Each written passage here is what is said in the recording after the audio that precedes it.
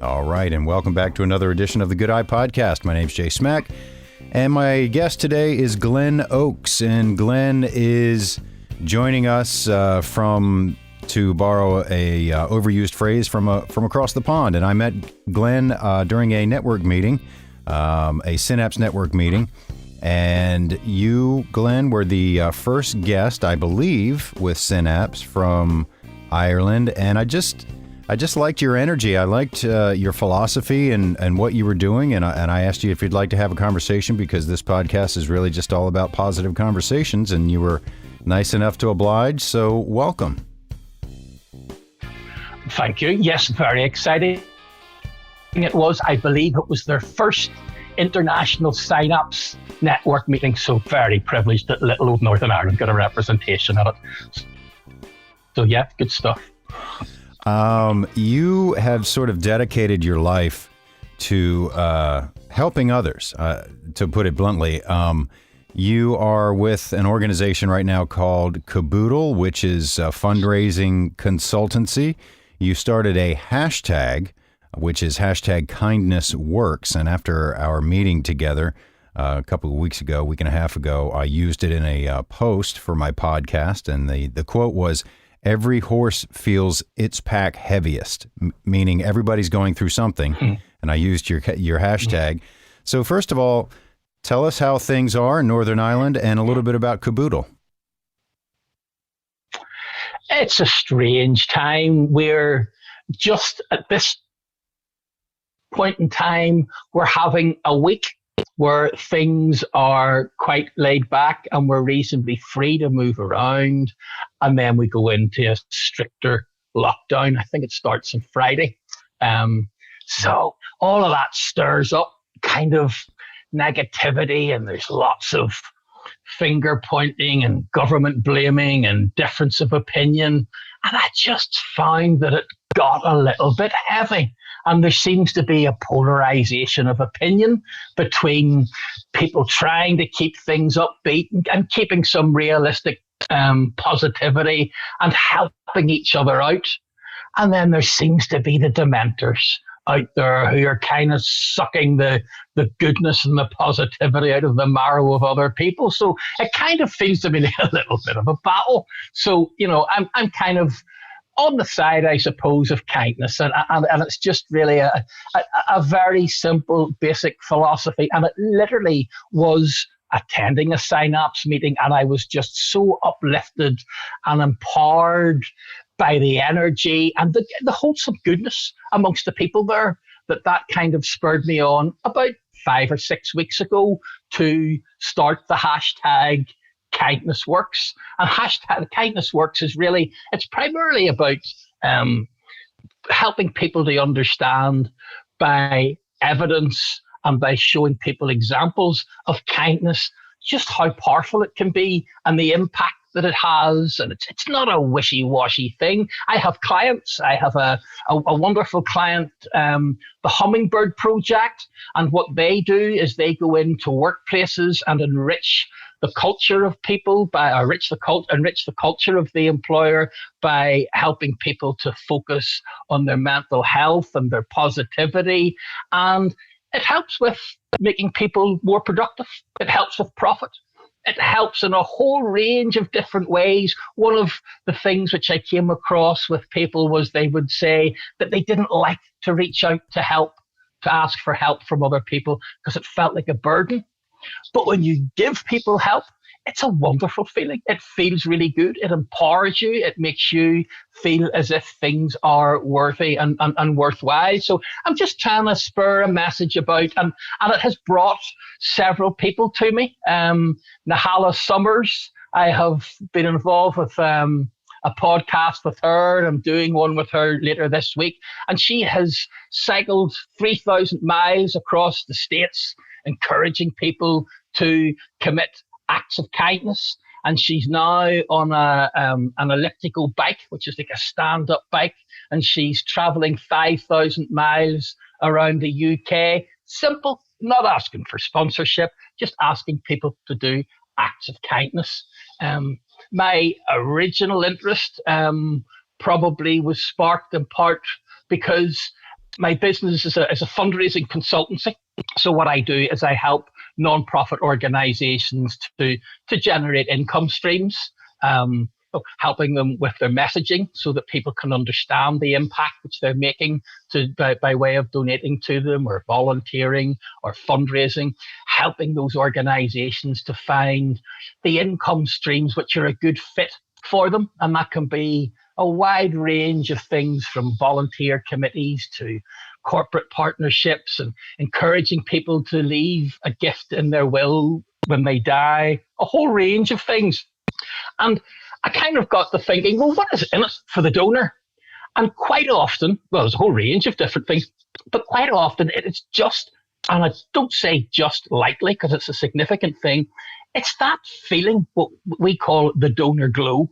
And that kind of just edged me towards having more of an interest in, why do people do good stuff? And I think it's quite simple, and I'm learning. But it just primarily it makes them feel good, but it so often has ripples.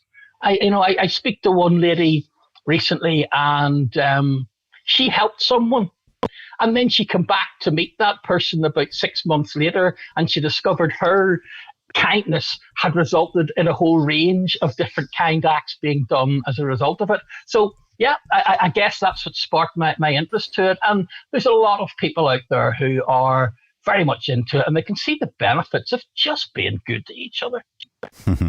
I agree. It reminds me of a phrase. Well, first off, I like to say it takes work to be happy, but it's easy to be good, because you don't have to be a good person.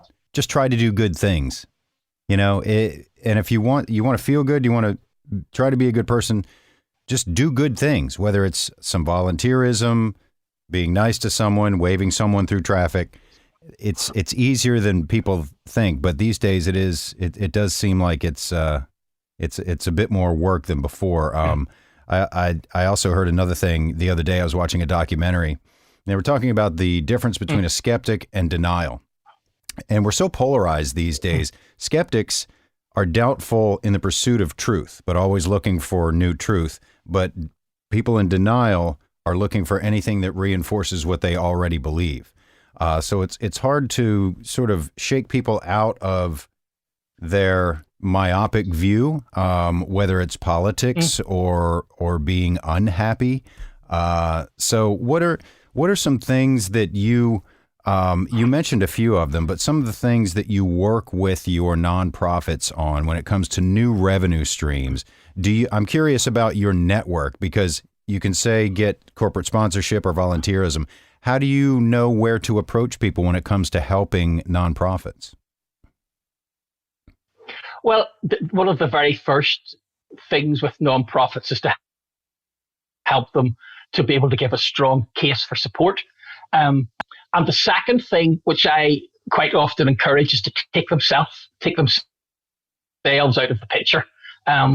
It's not about, with fundraising, you're trying to paint a picture in the mind of the donor of them doing something positive and having a good impact. So, for example, the phrases which you use, you don't say, give me a $10 donation and the Fluffy Bunny Rabbit Society will save the life of a fluffy bunny rabbit. You take the charity out of the picture and you just say, give a £10 donation and you will save the life of a fluffy bunny rabbit.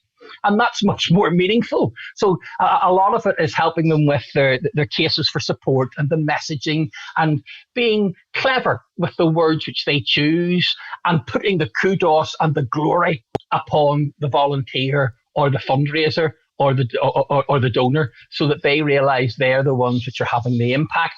And there's a whole range of ways in which you can generate income. And sometimes it's quite easy for me to spot, not because of any great wisdom, but because I can look at things through a fresh pair of eyes. I recently talked with it was actually an American charity, and they had one main income stream, which accounted for about 70% of their money, and that disappeared. Sorry, they weren't North America, or they weren't USA, they were actually Canada. Because they were in lockdown, that income stream just stopped. And they were desperate. Fortunately, they had funds to keep themselves going for a couple of years, but it was all negative. Our supporters are very old. They've got no energy. But in a way, that was something I was able to see as being a positive thing, as in you can then encourage those people, because they're very often wealthy, to give them the opportunity to make an impact.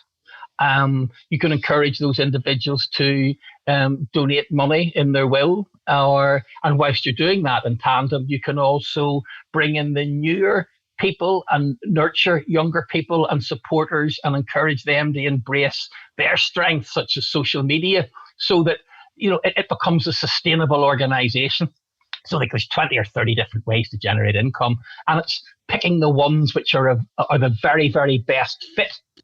And then when you have people on board supporting you, it's nurturing that support through a superior stewardship, and making sure that people are very clear that they're making a real difference and that they're valued and that they're important.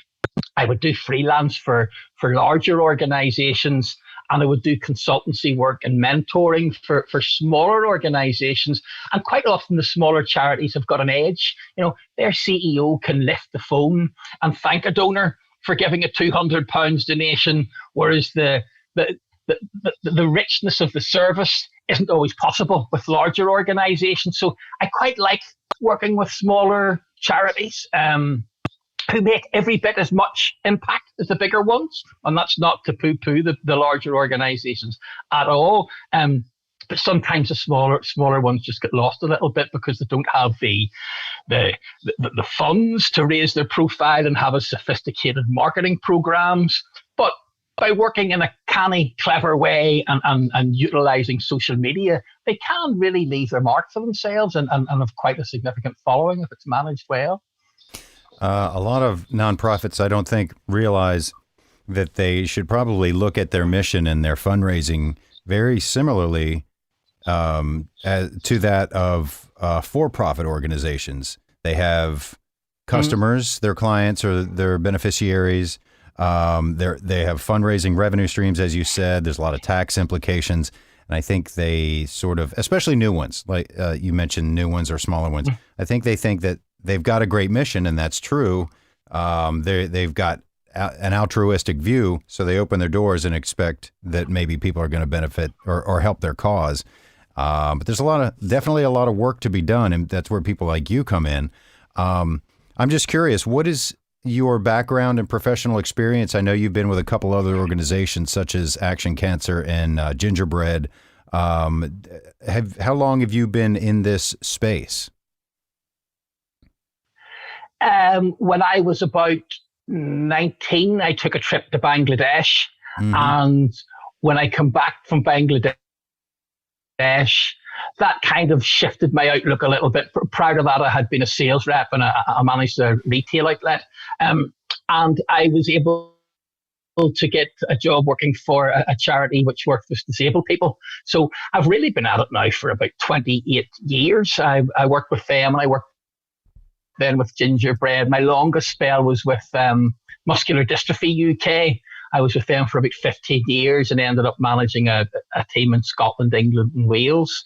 But I suppose even before that, it was my voluntary work. I used to do a lot of youth work when I was very young, and I got involved in Service Civil International, which is an international organization which helps people in different countries training young people. So that kind of sparked my enthusiasm in the first place, but it kind of morphed into a career. And then about 4 years ago, I decided to set up a consultancy and primarily to help smaller organizations, which just sometimes they are so good at what they do, but they just don't have that marketing expertise. And a little bit of help goes a long way with them. So it's extremely rewarding and you can make quite a bit of a difference, thankfully. But it's a struggle for them at the moment. I have to say, there's the COVID thing here has encouraged people to donate more. But there's lots of other income streams which are significantly down, and getting money from companies is challenging, and a lot of people are out in furlough, so fundraising staff in some cases haven't been as active. But I'm hopeful for the future. I'm hopeful that the increase in altruism from people stays with us, and I hope it sticks with us. And one of the things I've enjoyed about the process at this pandemic time is working with organizations, helping them to pivot, to discover new ways of working, and to develop new income streams, which they're going to keep.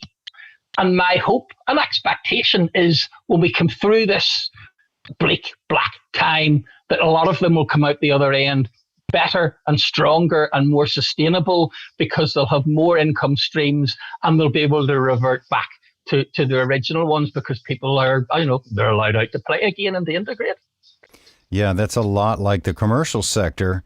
And if you look at the commercial sector, say as a company, as an individual, and a lot of them have gotten leaner, more nimble. Now that sounds good on its face, but that means people are losing jobs and people are losing opportunities. But these organizations will come out of it stronger, a little bit more creative, as you mentioned, and hopefully some of those opportunities will come back in the form of employment, much the same way revenue streams may come back for nonprofits. You mentioned your experience in Bangladesh. What took you there, and how long were you there? I took a year out traveling when I was about 18, and I actually left. I think at that time it was the second richest country in the world, Canada. I was hitchhiking across Canada, and I then left Canada and came home to get a trip organised to Bangladesh. And then I was out in Bangladesh for about 3 months. It was just after the cyclones back then. So it was an amazing experience. And it wasn't so much the hardship of it. It was the optimism and the outlook and the mindset of the people. The people I just found to be so uplifting and happy and positive. And I just wanted to give something back. And I thought, right, I'm going to come home and I'm going to get involved in the voluntary sector. I had studied marketing and business studies. So that lent itself to, helping organizations to, put their message across and to then to become a fundraiser. So yeah, it was probably that trip. And it was very rewarding work when I was out there. I was doing all sorts of strange and wonderful things, which I'd never expected to do. And I plan to go out and do it all over again. It would be nice to go back and see them, I have to say. I asked you this during our meeting in which we met, but if you wouldn't mind touching base on it again, I asked you, what was your perspective on the people there as far as their bar for happiness? We get so caught up, especially in America, as far as having things and items, and happiness is a bar that sort of requires symbols or avatars of something to shine a light on us, and we derive our happiness from. What did you find in Bangladesh as far as where the bar was for people's happiness, and what brought them happiness? It's a wee bit, if I can remember it, Maslow's hierarchy of need. Right. And I think you start off at the bottom with kind of physical needs, and you go right up to self-actualization at the top. Security. If they felt secure, as in literally safe, and I mean, can you imagine the fear and the terror which they had when their houses quite literally were blowing away and getting washed away in cyclones? So if they have safety, if they have food and water and the love of their family. But the other thing which really stuck out for me was they were much more open in respect of relationships with their friends. And friends seem to play a bigger role in their society than it does in our society. Maybe it's a male thing, because I think women are probably a bit better at being open emotionally with their feelings. But men in Bangladesh seem like that to be a bit better than than men are in my country. You know, we're a wee bit conservative and a wee bit macho, and we're a bit loath to talk about our weaknesses and our mental health. That wasn't so bad with them, and their friends were extremely important to them. They spent a lot of time with their friends, and men were very quite open how much they platonically loved their friends. There was a closer bond, and I think that was of more importance than it would be where I live. And I kind of admired them for that. But yeah, what they wanted was their family, their friends, food, water, shelter, and they were visibly contented and happy as a result of that. They laughed a lot and they smiled a lot too. That's an interesting point. There's a word that I go back to a lot when it comes to having a feeling of self-worth, and which also speaks a lot to the addiction community. In a book called Chasing the Scream, about various people involved with addiction and the drug war, they make the point that the opposite of addiction is not sobriety, it's connection, and how important connection is for people, humans, animals, we human animals. And now that we're sort of all locked down and separated and we don't have that connection, that's what's driving a lot of the sadness and depression. But we often don't want to admit that we need that connection. We might think we need to be social and we need to be on the scene, as it were, but we are really pack animals, we humans. And if we would sort of embrace the fact that necessity exists and maybe, be a little bit more vulnerable, perhaps we could find a little bit more happiness. Not to say we're all sad or wallowing in misery, but you know what I mean. I know it completely. Yeah, absolutely. That very point which you make, for me, was a big life changer. When I was about 15, 16, I would have been involved in substance misuse. And one day, a friend of mine,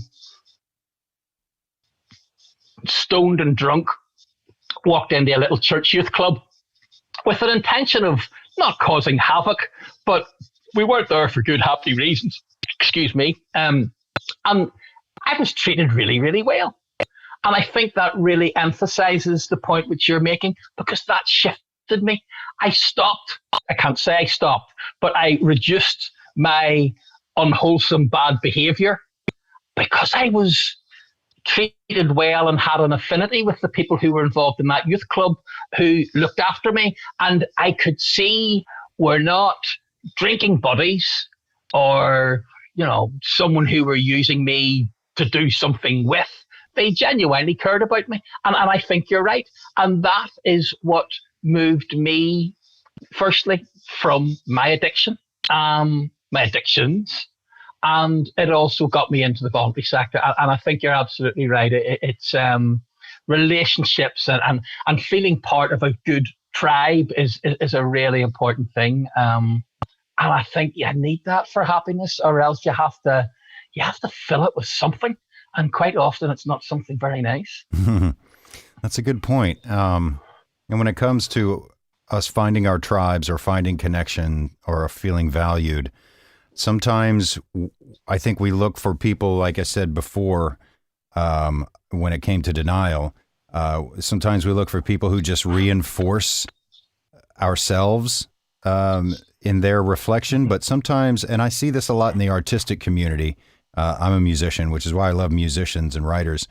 Often they'll band together because they get so much from each other creatively, and they find new avenues for creativity, which really can fuel your motivation and inspiration. Like if you find, readers find this a lot, recommending books. Oh, I can't wait to read this, or listening to certain music. I can't wait to try that, or play with a certain person.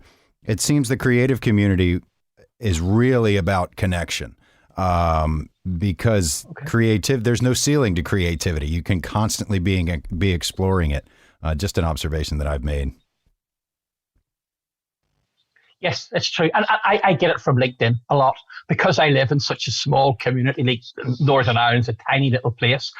And And there are two camps. There's the cynical people and there's the positive people. And the positive people are forever helping others and sharing good news stories and giving advice. And it's been wonderful to get to meet them. And I have now got quite a pool of friends, some of them, extremely successful professional businessmen who are down to earth and just care. So I think it's one of the most important things is to surround yourself with good people. Likewise, again, on LinkedIn, when I come across negative people, I just disconnect. I don't want to hear the doom and the gloom. I know we have to be realistic and we have to be authentic, but it's the finger pointing and the blaming. And I think that can grind you down. And I don't want to be pulled down to that level. Hence, I surround myself with people who have a common interest, and that's being successful in the businesses and being good to people and helping people along the way in their own journey as well. So yeah, I think you're absolutely on the button. Very important. Yeah, I totally agree with that. And I think a lot of that comes down to intellectual honesty. We can have conversation. I mean, some people just like to commiserate, and that is just an energy suck. But if we're intellectually honest, we can talk about things that we need to address, negative issues, but then at least admit, come on, there's some positive stuff out there. Let's look at it. But it goes back to the beginning of our conversation where the pandemic people are having a tough time, but there's a lot of positivity out there, but we forget to search it out. You'll see a video or you'll see a well-made commercial that's an inspirational little shot in the arm or something, and people go to the phrase, well, it really reminds you what's important. Well, you can remind yourself what's important from time to time as well. It's a little bit of work, but it's always there for you. Yeah, absolutely. And you don't want it. The other thing I'm conscious of is that you don't come across as being patronizing. Mm-hmm. Funny, a post I'm about to do is for all of us who are constantly saying, be positive and we'll get through this and, things will be okay and it's not so bad. If you're really getting it very, very tough and you're on your knees and you're struggling and wondering where the heck is this money going to come from to feed my family, people like me probably need to be very careful in how they handle it. And another thing which I think in respect of businesses is you can give practical help, practical support. I often talk to people who have small businesses, and I will talk to anyone. I'm very happy to have a Zoom chat with anyone about anything, with often no agenda, but almost always leads to something. To just give practical advice. I talked to a guy last week and he was struggling with his business, and it was so blatantly obvious that he had a very, very confusing message.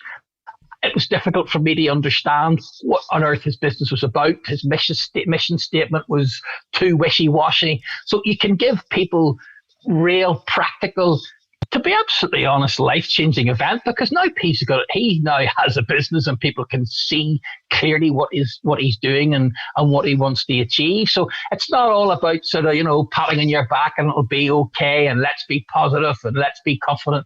We can give people practical support as well and help them in their journey. But, there's no denying it. It's a tough time for an awful lot of people. It's very, very challenging indeed.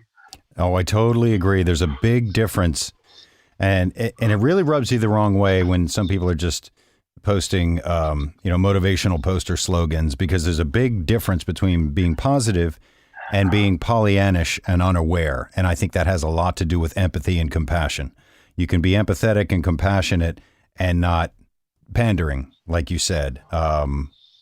But Glenn, I've really enjoyed the conversation. We don't necessarily have to draw it to a close, but I wanted to talk to you for, about a half an hour and see what's going on with you. I really liked your energy. I wanted to find out more about Caboodle, but is there anything else you'd like to add, especially if people can get in touch with you somewhere?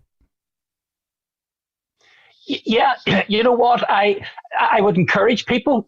It's pretty much mostly on LinkedIn because that's the main platform, although I'm starting to diversify into other ones, to follow and use that hashtag kindnessworks. If anybody wants to have a chat with me, I don't really care what it's about. I'm very happy to speak to people. If people are struggling with their mental health or their emotions or their motivation, I'm no specialist, but I do find, and I know from past experience, that it can be helpful. And I've been on the other side of the phone as well. When we had our first pandemic or the first lockdown here, I was quite open about the fact that I was not feeling happy. And people did reach out to me and lifted the phone and talked to me, not mental health specialists, but it's nice to know that people do care about you. So I'm very happy to speak to anyone. And if they're involved in a non-profit organization, likewise, I am more than content to have very long conversations with people to give them advice as to how they can, generate sustainable income and help with the future of the organization. So, I'm just open. I'm just open to talk to people, and I'm hoping that people can keep the faith, and we will definitely get through this thing without doubt. And I hope that I'm a different person. My kindness thing doesn't come because I'm a particularly kind person. I focused and thought about my priorities in life when I was in the first lockdown. And I was pretty much on my own during that first lockdown for, quite a significant period. I'm thinking about appreciating simple things like, having gratitude for nature and family and friends. And, I'm willing and happy to just have a chat with anyone. Because I know, because I've been in the receiving end, it's good. It's good to speak to people. Great points. Great points. And some of them remind me of one of my mantras, which is everything is a practice. And that's practice as a noun and a verb, even kindness, because it's tough. It is tough. And it takes work to be happy. It takes work to keep a positive mindset. And sometimes you just got to get up and say, I know today's going to suck, but the day after perhaps won't. And your point about having a conversation with anybody, one of the good things about social media, and I think we need to see how this huge experiment that's being that's being played upon all of us pans out. But one of the good things about it is that it does enable more connection, and people can reach out. And you see posts of people saying, "Look, I'm having a really tough time right now. Can somebody just tell me, that everything's going to be okay one day?" And they get that feedback. Now, those are kind of few and far between when it comes to the separate realities we're all being fed, but it is out there. And I appreciate you taking the time, and I appreciate your positive outlook, whether you've had to work on it or not. And I appreciate you being here on the Good Eye podcast, which, by the way, it's named that by design because it's meant to suggest that you try to look at life with your good eye, but implying that there is a bad eye, quote unquote. But that bad eye is just stuff we all deal with. We're all human, and we're trying to get through this huge other experiment that we call life. So, Glenn, I appreciate your time, your efforts, and your insights, and I appreciate you being here and taking a few minutes for me. Jay, you're a gentleman. I very much enjoyed it and look forward to keeping in contact with you. All right, that's very cool. Glenn is a great guy. It was cool to hook up with him. I just kind of wanted to get some perspective from someone as engaged as he is in a different country, in a different side of one of our bordering oceans, I guess you could say, being over in Ireland. And I should mention, in his very own words, Glenn is, quote, chuffed to have been shortlisted as LinkedIn 2020 Good Samaritan in the Virtually Christmas Awards. Glenn just is a guy dedicated to service, and it's cool that he gets recognized by that platform. So good luck to him, and congratulations. You can connect with him on LinkedIn if you're so inclined. Glenn Oakes is his name once again. And I do thank him for his time, attention, and intention here today on the Good Eye Podcast. If you heard something that you enjoyed and found value in this podcast, please do subscribe, give it a like, give it a share, tell people about it. I'm always looking for interesting people trying to put some positivity or inspiration into the world, or even curiosity for that matter. So if you are one of those people, encountered one of those people, know one of those people, feel free to pass it along to me. I shall be forever grateful. And I'll see you next time here back on another episode of the Good Eye Podcast.